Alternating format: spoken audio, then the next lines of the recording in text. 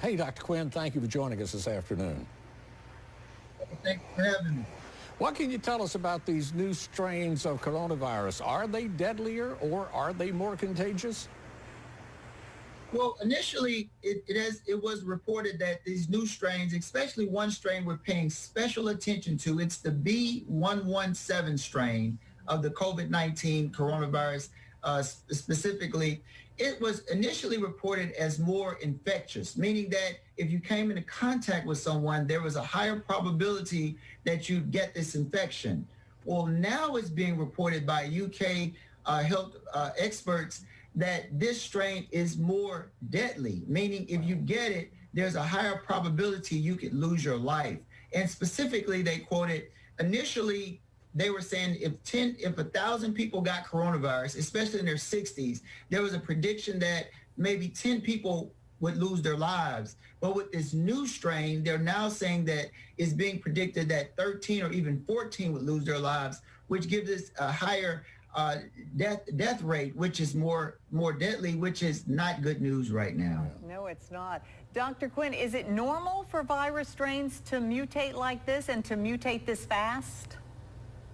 Most definitely. I mean, especially with such a increased infection rate. So many people are getting infected every single day in the entire world.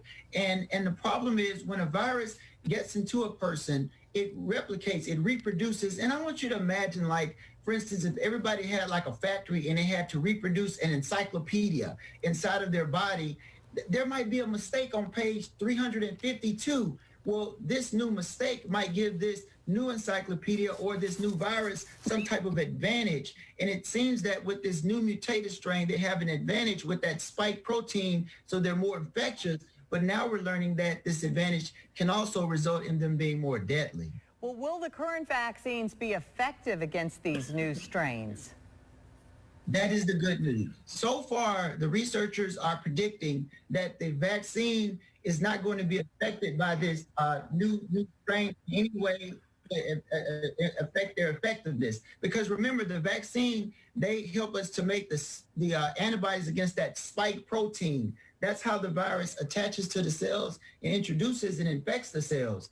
That protein is still going to be there. Without that protein, the virus wouldn't even work. So we're targeting a very important part of the virus that's not going to change, we hope, at this point. But so far, it's looking like the vaccines are still just as effective. Hey, thank you.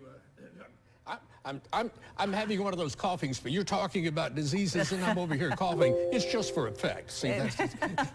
Hey, thank you, Dr. Quinn, for being with us today and telling us all about. Maybe you better take this. Yes, Dr. Quinn, thank you so much. And as I had said earlier, you know, Dr. Byers, our state epidemiologist, had said last week that he believes there is a variant here. They have sent a sample to the CDC. So hopefully, I'm hoping it's not that, but we'll hear that news when we come back. So thank you so much again for shedding light on all of this.